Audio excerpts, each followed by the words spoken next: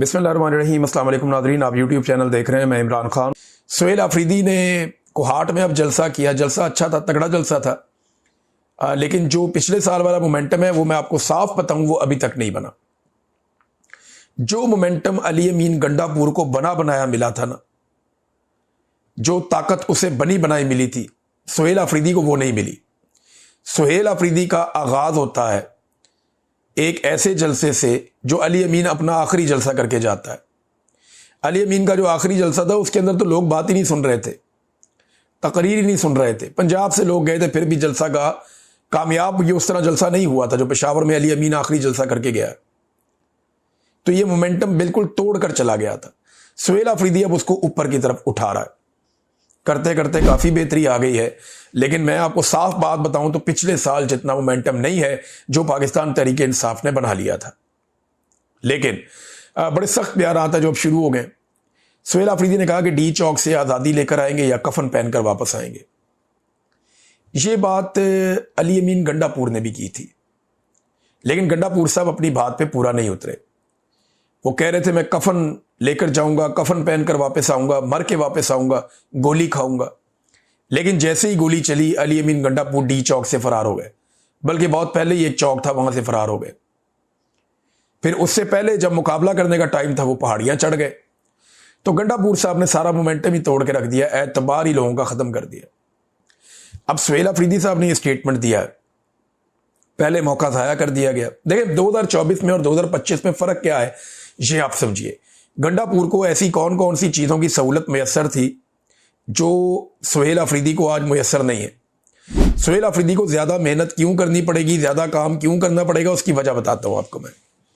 सबसे पहली वजह यह है कि 2024 में मौजूदा मिलिट्री रजीम या आसिम मुनीर साहब या शहबाज शरीफ साहब, इनकी डोनाल्ड ट्रंप के साथ कोई यारी नहीं थी। 2024 में ये उतने तगड़े नहीं थे अमेरिका के साथ ताल्लुकात में जितने तगड़े ये 2025 में हो चुके हैं। नंबर एक। नंबर दो, भारत से लड़ाई नहीं हुई थी।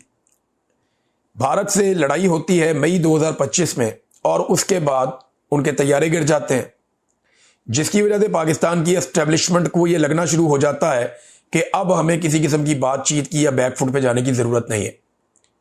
हमने एक कारनामा कर दिया, इसी के भरोसे हम बहुत टाइम गुजार लेंगे।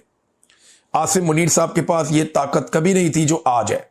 आज वो फील्ड मार्शल भी है, ताहयात इस्तिस्ना भी है और ताहयात मुराआत भी हैं। उनको हटाने का तरीक़ाकार भी कोई नहीं है।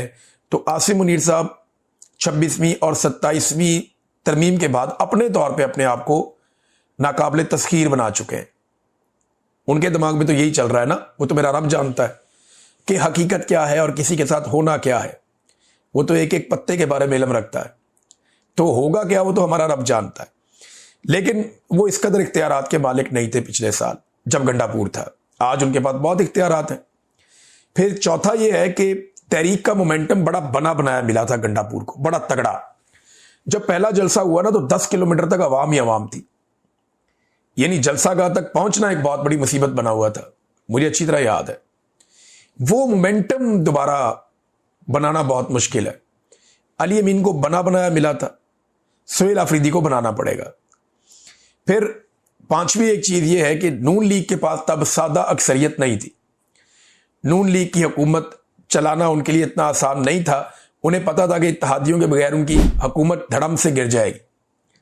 मखसूस नशिस्तें भी उनके पास नहीं थी।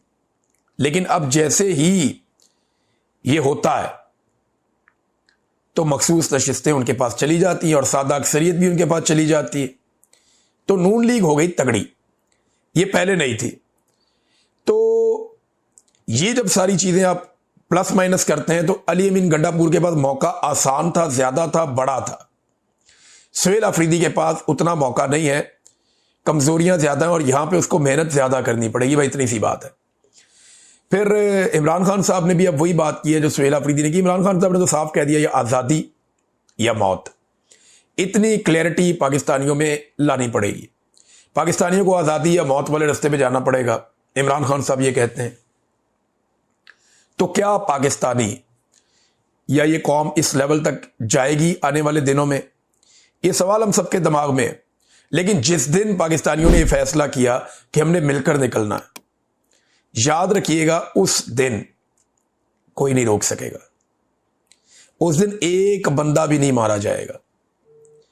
देखें, अगर पाकिस्तानी निकले ना, फर्ज करें 1 लाख 2 लाख 4 लाख बंदे मर सकते हैं, कत्ल हो सकते हैं, शहीद हो सकते हैं, लेकिन अगर पाकिस्तानी निकला है ना 1 करोड़ 1.5 करोड़ या 50 लाख ही पूरे पाकिस्तान में, तो याद रखिएगा एक बंदा भी नहीं मरेगा।